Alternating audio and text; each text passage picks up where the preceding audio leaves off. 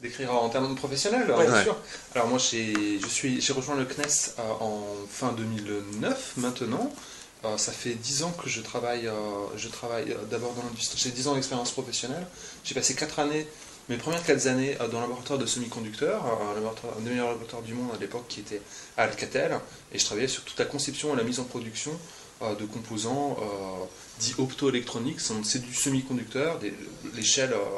Ce sont des échelles très petites qui sont mises en jeu et c'était des composants dédiés aux liaisons de télécom sur fibre optique. Ça, c'était les premières 4 années, donc j'ai travaillé vraiment sur une échelle, je dirais, très petite, sur du semi-conducteur. Par la suite, j'ai eu l'occasion de travailler 3 ans dans l'automobile, là sur des applications électroniques, je dirais, plus classiques. Et depuis que j'ai rejoint le CNES en 2009, maintenant, je travaille sur tous les aspects composants, technologie, de tenue également, tenue aux radiations, de l'avionique du lanceur Ariane 5, Ariane 5ME, Vega également, et puis maintenant je m'investis également dans les projets futurs, dont Ariane 6, dont on parle depuis, je dirais, un peu plus de 12 mois. Donc voilà ce que j'ai fait un petit peu en 10 ans, un parcours, j'ai fait de la R&D appliquée dans l'industrie, puis de l'industrie, je dirais, plus classique, et maintenant une agence nationale avec, je dirais, une échelle, je dirais, de plus en plus grande, parce que je suis venu du monde du semi-conducteur, on va parler de nanotechnologie, donc là on parle de dimensions qui sont très petites dans le semi-conducteur, parce que maintenant le lanceur Ariane 5, donc là des dimensions, c'est le gigantisme par rapport à ces disciplines-là, en passant par des applications électroniques de cartes de dimensions, je dirais, de quelques centimètres à quelques dizaines de centimètres.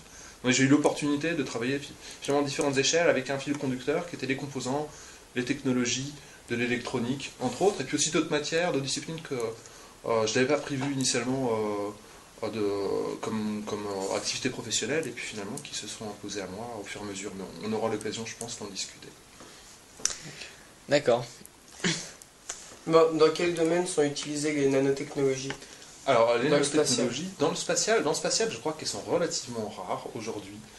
D'abord, pour, je dirais, deux raisons, parce que les conceptions, tout au moins sur Ariane, des briques technologiques principales remontent, je dirais, aux périodes où émergeait le début des nanotechnologies, des années 80, 90, 2000. Donc aujourd'hui, on peut éventuellement utiliser certaines technologies qu'on peut qualifier de nanotechnologies, par exemple dans les composants électroniques, entre autres. Alors moi, je ne suis pas spécialiste ni des moteurs ni des structures. Je pense qu'un spécialiste des moteurs, notamment certains niveaux de composants, voire de la propulsion solide, n'aurait pas la même réponse que moi. Mais je dirais aujourd'hui, les nanotechnologies ne sont pas une brique, vraiment, ne sont pas une tendance forte sur le lanceur Ariane 5 tout au moins. Par contre, évidemment, pour le futur, les nanotechnologies, on leur prédit un champ d'application tellement vaste et tellement prometteur qu'il est certain que les matériaux, les comburants ou les systèmes de propulsion et leurs composants, l'électronique également, peut-être encore d'autres champs d'application, rentreront dans le champ des applications de nanotechnologie. Mais je dirais aujourd'hui, on est encore, Ariane 5 notamment, voire même Vega, sont, je dirais, arrivés un petit peu avant l'explosion, je dirais, de l'utilisation des nanotechnologies. Ceci dit, ça n'empêche pas qu'on peut trouver des éléments actifs dans certaines technologies dont les dimensions sont extrêmement faibles. Je pense aux matériaux de la propulsion solide, peut-être dans les moteurs, je pense aussi, si on creusait dans les procédés chimiques, les procédés de nettoyage, de préparation, à coup sûr, vous interrogez un spécialiste, mais ce n'est pas mon cas, à coup sûr, vous trouveriez un endroit ou un autre de la chaîne de conception, de fabrication ou de vérification, des procédés de nanotechnologie, comme on le trouve d'ailleurs aujourd'hui dans le monde courant et dans l'industrie civile. Voilà, donc je ne peux pas vous donner d'exemple vraiment précis aujourd'hui, mais à coup sûr, on en trouvera chez nos industriels, ça c'est certain. Qu'est-ce qu'un MEMS? Alors, un MEMS, c'est... Alors, les nanotechnologies, c'est d'abord une histoire d'échelle. Alors, quand on parle de nanotechnologie, vous connaissez le nanomètre, c'est 10 puissance moins 9 mètres, donc c'est, à comparer à l'angstrom, c'est 10 moins 10 mètres. 10 moins 10 mètres, l'angstrom, c'est l'unité qui sert à décrire, je dirais, les tailles des atomes, sachant que les atomes dans une structure cristalline, ils sont répartis de façon régulière, et l'ordre de grandeur entre deux atomes, par exemple dans le silicium, c'est de l'ordre de 5 angstroms, donc un demi-nanomètre. Donc on parle de nanotechnologie, on est plutôt dans, je dirais, les dimensions qui sont proches de l'ordre de grandeur de quelques empilements atomiques, donc 10 nanomètres, 20 nanomètres, 100 nanomètres. Donc ça, c'est le domaine des nanos. Et puis le domaine des MEMS, qui est connexe, à mon avis, c'est peut-être une dimension légèrement plus grande, parce qu'on dit micro-electronical mechanical device, donc micro-dispositif ou micro-composant, à la fois mécanique et à la fois électronique. Et donc, en fait, ça fait appel aux technologies dites de la microélectronique. Donc là, on n'a plus le même terme. On est dans le micro, on est dans le lotissement 6 mètres, quelque chose qui est quand même plus gros. Mais on va avoir des petits dispositifs mécaniques, donc réalisés sur des substrats, sur des matériaux qui peuvent être très fins, et dont les dimensions sont de l'ordre du micromètre, et couplés évidemment à des dispositifs électroniques, par exemple à base de semi-conducteurs, dont certaines dimensions, elles, notamment les épaisseurs de certaines couches, peuvent être très faibles, c'est-à-dire de l'ordre de 20, 40, 100 nanomètres. Donc dans cette dimension-là, je dirais en épaisseur, on peut trouver effectivement des dimensions très faibles, tandis que vu dessus en 2D, on a des dimensions qui sont dans l'ordre de microns, quelques dizaines de microns, voire un peu plus. Donc pour répondre à ta question, les mêmes, c'est ces dispositifs à base de semi-conducteurs ou d'alliage de semi-conducteurs, ou qui font appel à d'autres matériaux liés au procédé de la microélectronique, qui permettent, je dirais, de coupler un traitement de l'électronique avec des senseurs micrométriques, senseurs de pression, senseurs de mouvement, gyroscope par exemple, à base de capteurs vibrants. Il y a tout un champ d'application, même si vous en avez sur la table évidemment.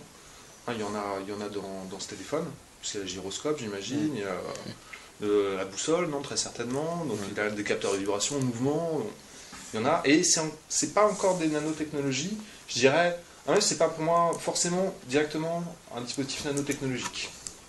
Je sais pas, poser des questions, je sors mes réponses, mais n'hésitez pas s'il y a des termes que vous ne connaissez pas ou qu'on peut en parler, ça pose aucun souci.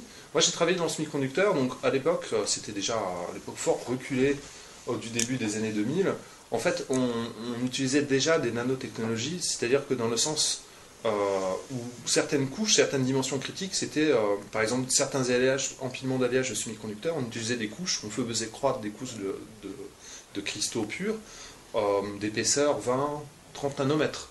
On utilisait des dispositifs qu'on appelait des multipuits quantiques, c'est-à-dire qu'on prend, mais là c'est du 2D, mais on prend des couches de matériaux extrêmement fins, c'est-à-dire qu'on ramène à 10, 20 empilements atomiques de cristaux, de telle manière à altérer, à jouer sur les propriétés de physique de la matière à ces échelles-là. Donc là, quand on prend cette dimension-là, c'est clair, on est dans les nanotechnologies. Par contre, c'était du 2D, c'est-à-dire qu'on avait des composants dont la taille, vraiment les plus gros, faisait comme un rectangle de 100 micromètres d'arête. Donc ça c'est plus du nanomètre. D'accord. En nanotechnique, il y a vraiment deux branches, j'ai l'impression. Il y a d'une part celle qui concerne plus la microélectronique, c'est-à-dire que microélectronique, qu'est-ce qu'on a fait au début? On faisait un transistor de silicium. Donc on avait un gros pavé de silicium avec un truc métallique en face. C'était très gros, mais on avait démontré le principe du transistor, de l'interrupteur 0,1. Et puis au fur et à mesure des années, on a essayé c'est ce qu'on appelle le scaling, c'est la miniaturisation, de diminuer la taille de cette fonction élémentaire, pour arriver à des dimensions qui sont ridiculement petites. Par exemple, toujours pour reprendre ce téléphone dedans, je suis sûr qu'il a des composants microcontrôleurs dont le pas, je dirais, d'un transistor typique, on dit que ça va être du 45 nanomètres, c'est la filière 45 nanomètres. C'est-à-dire que le pas, la largeur de grille, par exemple, d'un des transistors, sera de l'ordre de 45 nanomètres. Ou alors le pas séparant deux cellules logiques adjacentes, ça sera 45 nanomètres après. On est vraiment dans les nanotechnologies. Mais on est parti d'un dispositif très gros, et c'est la miniaturisation. Les mêmes tirent un peu parti, je dirais, de ce process-là. Les outils de la microélectronique, devenus de plus en plus fins, devenus de plus en plus maîtrisables, qui permettent de faire des fonctions autres que le transistor, avoir des peaux vibrantes, avoir des poutres vibrantes, et donc le champ d'application est très vaste. Ça, c'est vraiment une petite partie des nanotechnologies.